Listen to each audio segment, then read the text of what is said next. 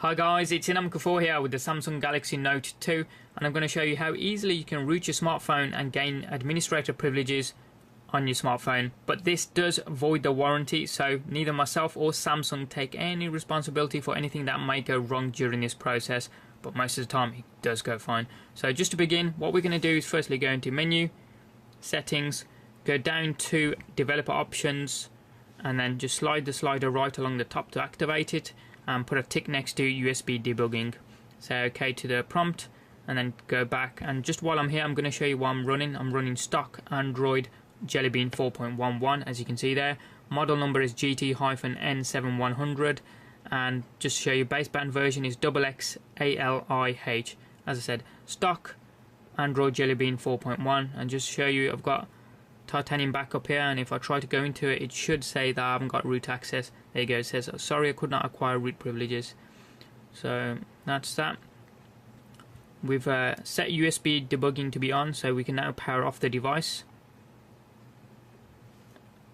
Shouldn't take too long at all there on the Note 2, and that's now off because it's vibrated to say it's off. So what we need to do is press volume down rocker, power button, and then the home button simultaneously until we get to the download mode. So here we go, 3, 2, 1, go.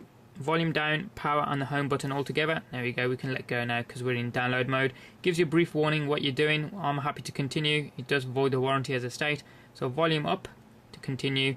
Just bringing that in so you can see it, just to confirm it hasn't been rooted. Custom binary download says no. Current binary is Samsung official. System status official. So this is still original stock, as I said. We'll now connect this up to my PC, and what we're going to need is the cable that came with the phone. So you got the USB 2.0 port there, which plugs into the computer, as it does there. The other side of the cable is a micro USB cable. Just plug that in to the bottom of your handset.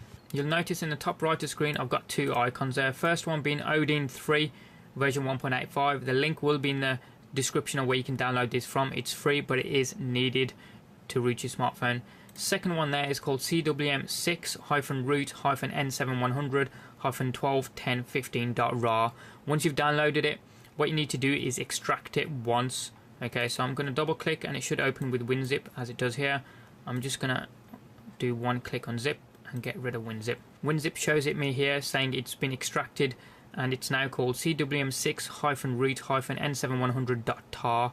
Now the .tar file extension is the one that we need, so I'm going to just, ease of use again, just move it to my desktop and put it there. I'm just going to get rid of the other one that I downloaded because that one's no longer needed now.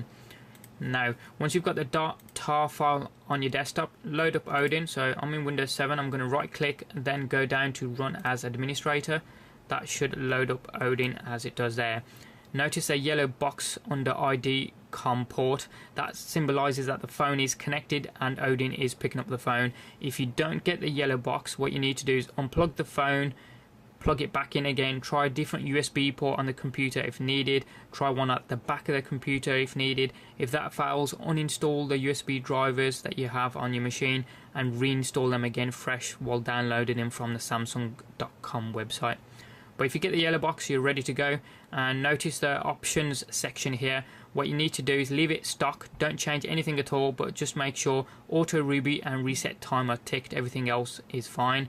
Move along towards the bottom right of the window here under the file section. What you need to do is put a tick next to PDA, then hit the PDA button, then find the file that we extracted and put on our desktop called the .tar file. So I've selected desktop, and here it is, that CWM file, and hit open, and it puts a path there as well. Now we're ready to rock. All we need to do is hit start, and it's a fairly quick process.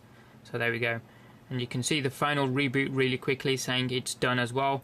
And you can see Odin is going along, phone's going along pretty quick. Odin says it's done, it gives me a green pass. That's good for me, so I can come out of Odin and disconnect from the computer. The phone is going through the rooting process, as you can see, but it's now prompting me. It's saying ROM may flash stock recovery on boot. Fix, this cannot be undone. Yes, I'm happy with that, so I'll go down to yes and then hit the home button to select it. Now it's going to reboot there again.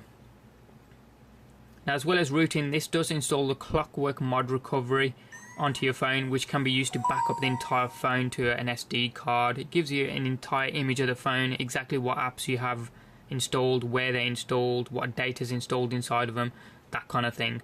So you can see it now, it says Android is upgrading, and that's gone in. I'm going to give it a minute or so. I'll say a minute, a couple of seconds just to settle down. So I'll swipe into that now. As I said, it was preparing the SD card. Power saving mode enabled, blah de blah. And we'll go to apps. And remember, Titanium Backup wouldn't load before, and you can see the Super User app just there. So I'm going to go into Titanium Backup, and this time it should say, there we go, asking for root right, it says there. Now it should manage to get root access. This is the first time, so it may take slightly longer, but there we go. It says asking for root right. I'm going to say grant it. There we go. And it says all done, and it gives me first start message there. So I'm just going to, once that banner goes, click OK to that. And it should come up with a log screen. There we go. OK. OK again. So if I just bring that in so you can see it, you can see root access there. It says OK, BusyBox, and then it gives you the version numbers there. So if it didn't have root access, it would have a red X next to it.